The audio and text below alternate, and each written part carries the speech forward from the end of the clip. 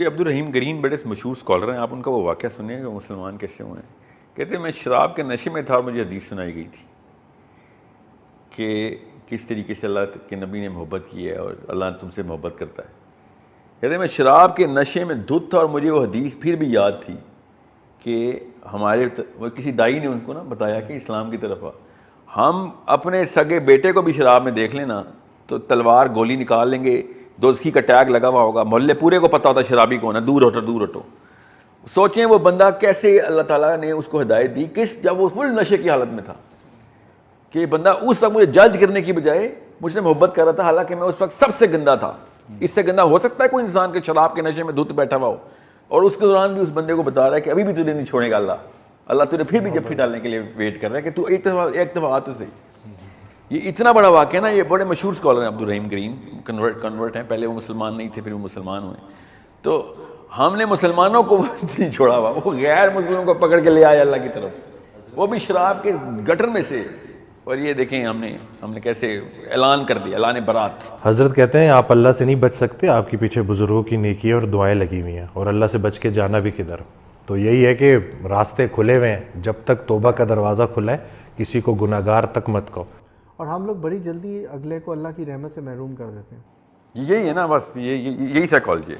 نہیں آپ کی تو آگے ہو ہی نہیں سکتا کچھ، آپ کہاں اب نہیں بچے گا.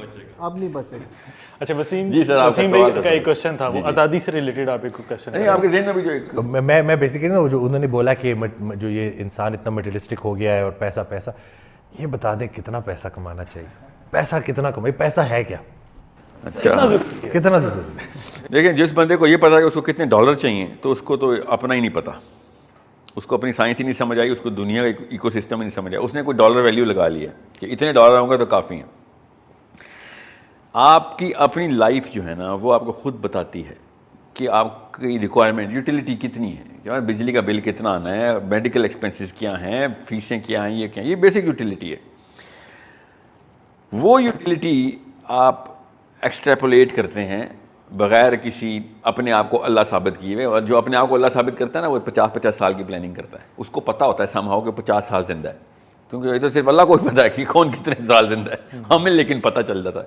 تو ہم نے وہ ڈالر اماؤنٹ نکال لی ہوتی ہے، ملٹیپلائی بائی 50 ایئرس 70 ایئرس. تو جس بندے کو یہ پتا ہو کہ اس کی یوٹیلیٹی کیا ہے تو اس کے لیے تو بہت آسان ہے کہ یار اس سے زیادہ جو کچھ بھی آ رہا ہے وہ سرپلس ہے میرا، اتنے تک کی مجھے محنت ریکوائرڈ ہے کہ یار اتنے میں میرا آسانی سے انتظام چلتا رہے.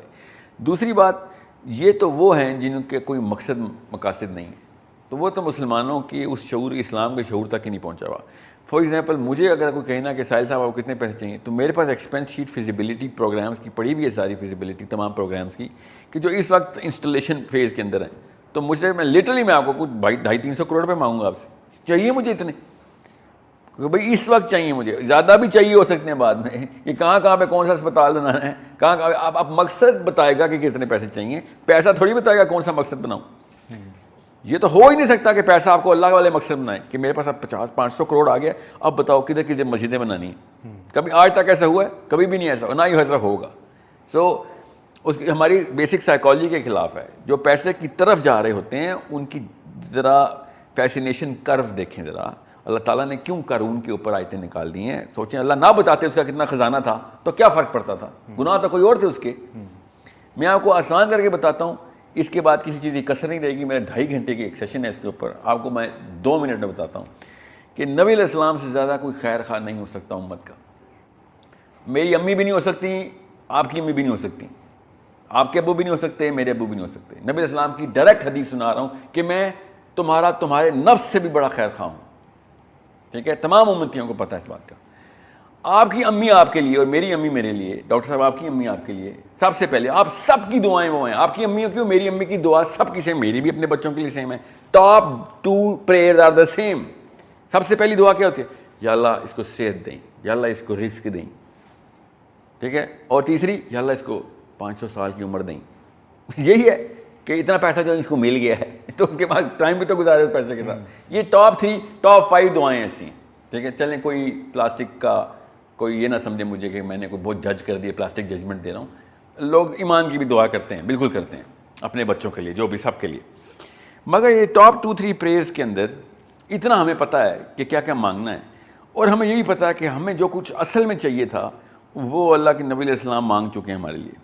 نبی علیہ السلام نے کہا یا اللہ میری امت پہ وہ عذاب نہ لیں جو پچھلی امتوں پہ آتے تھے، ان کو مہلت پہ مہلت دیں، یہ توبہ کا دروازہ کھلا رکھیں ان کے لیے۔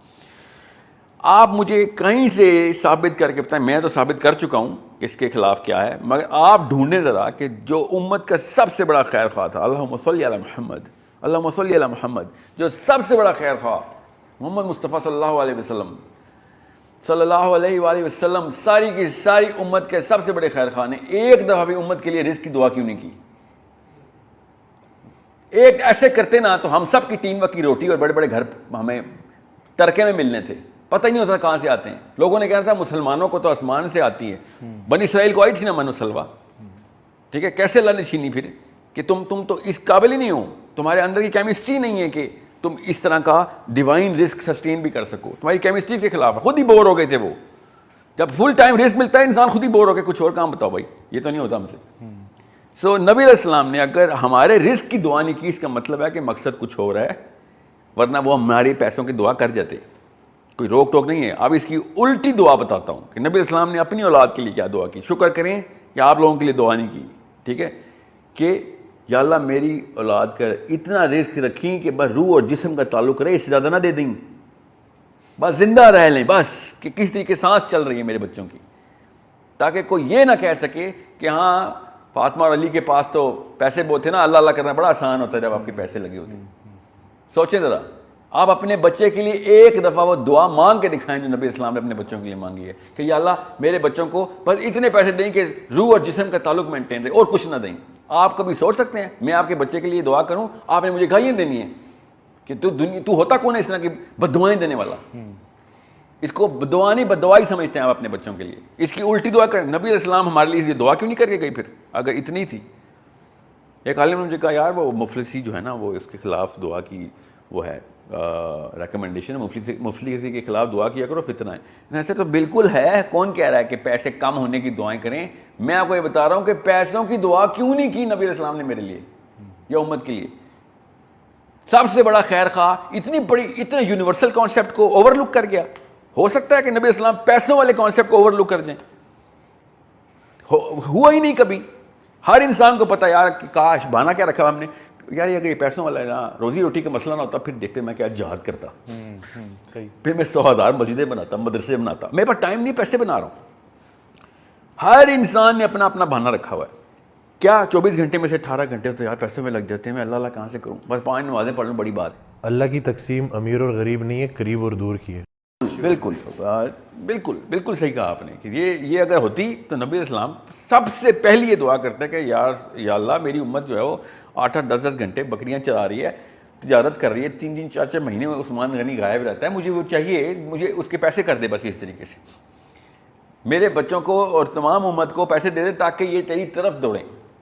یہ اللہ تعالیٰ نے بنی اسرائیل کا من و سلوہ کا واقعہ سنا کے بلاسٹ کر دیے سائیکالوجی کو کہ تم جس دن سوچو گے نا کہ کاش سارے پیسے ہو جاتے تو کام ہو جاتا، تو یہ ہوا تھا ان کے ساتھ، ہو گیا تھا سارا کچھ اور الٹی طرف بھاگے اللہ سے وہ۔